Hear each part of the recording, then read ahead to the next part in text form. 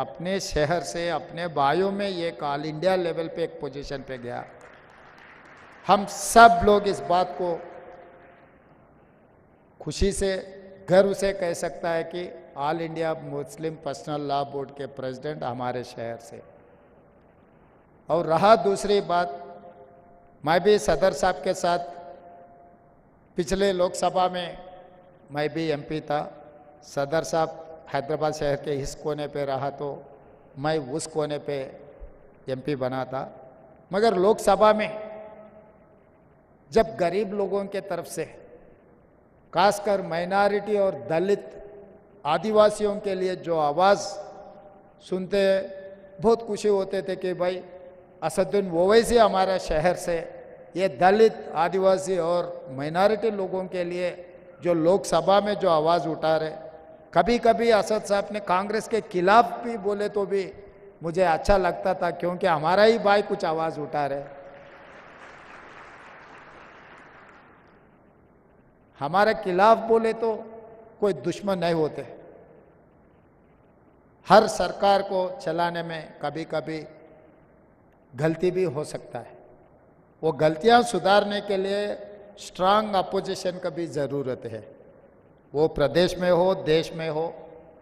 आज आप देखो लोकसभा में जनता के भाषण बोलने वाले बहुत कम हो गए। जहर फैलाने के लिए आपस में पंचायत लगाने का भाषण ज़्यादा हो गए। तेलंगाना से खासकर या कंबाइंड आंध्र प्रदेश में पिछले दिनों में अच्छा नेता लोग थे। जयपाल रेड्डी जी जैसे अपने तेलंगाना से आवाज़ उठाने वाले थे। आज के तारीख में तो बहुत कम हो गए। बिजनेस और कॉरपोरेट बिजनेस वाले ज़्यादा आ गए। बिजनेस में तो वो लोग तरक्की अच्छा कर रहे हैं, मगर गरीब लोगों का आवाज़ उठाने वाले कम हो गए। 17 में एक ही दिख रहा है मुझे, असदुद्दीन ओवैसी जी, जो गरीब लोगों की आवाज़ बनकर वहाँ पर सुनाने के लिए जो कोशिश कर रहा है।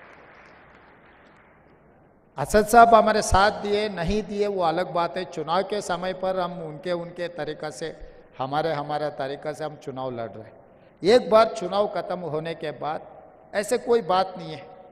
हम सब मिलकर 4 करोड़ तेलंगाना जनता को कुछ अच्छा के लिए, कुछ वेलफेयर के लिए, उन लोग डेवलपमेंट के लिए, हैदराबाद शहर को सुधारने के लिए हम लोग मिलके काम करने का ज़रूरत है।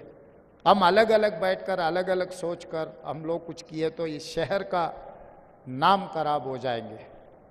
इसीलिए मैं एमआईएम पार्टी से पूछकर यह उनके तरफ से कोई सुझाव आए तो भी हम लोग आगे पीछे नहीं कर रहा है। ईसा मुंह से रिवर जो बहुत सालों से वो एकदम खराब हो चुका है, उसमें जो शहर के जितना भी कचरा है उसी में आ रहा है। वो सुधारने के लिए हम लोग कोशिश कर रहे हैं। उनका मदद हम मांगे, वो लोग भी आगे आए।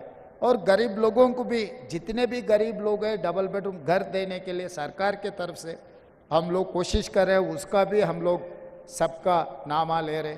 जो गरीब है उन लोगों को सरकार के तरफ से जो मदद मिलना है हम लोग वो काम करने के लिए और कोशिश कर रहे हैं। तो इसीलिए आने वाले चुनाव में भी इस देश में, क्योंकि ये हिंदुस्तान अपना मुल्क है, इसको बचाने का जिम्मेदारी अपना ही है और कोई नहीं आएंगे इस दुनिया को, इस मुल्क को बचाने के लिए। जो जहर फैलाने के लिए, चुनाव जीतने के लिए कुछ कोशिश किए तो कोई गलती नहीं है, मगर चुनाव जीतने के लिए एक जहर फैला के अपने आपस में एकदम फिर कभी मिले नहीं मिले जैसा कुछ कामों करने के लिए जो लोग कोशिश कर रहे हैं, उन लोगों से बच के रहना है। आगे यहाँ से कोई भी अगर चुन के जा रहा है इस देश को बचाने के लिए, गरीब लोगों का आवाज़ उठाने वाले रहा तो और बेहतरीन रहेंगे। क्योंकि इस मुल्क को बचाने का आज़ादी हमने लड़के ला ली, इस मुल्क को बचाने की जिम्मेदारी भी अपना ही है। तो जैसे मौलाना रहमानी साहब जो प्रॉफिट मोहम्मद रास्ता जो दिखाए, वो रास्ता में गए तो इस मुल्क को बचाने के लिए कोई दिक्कत नहीं है। मैं यकीन से कह सकता हूँ एक अच्छा रास्ता में हम लोग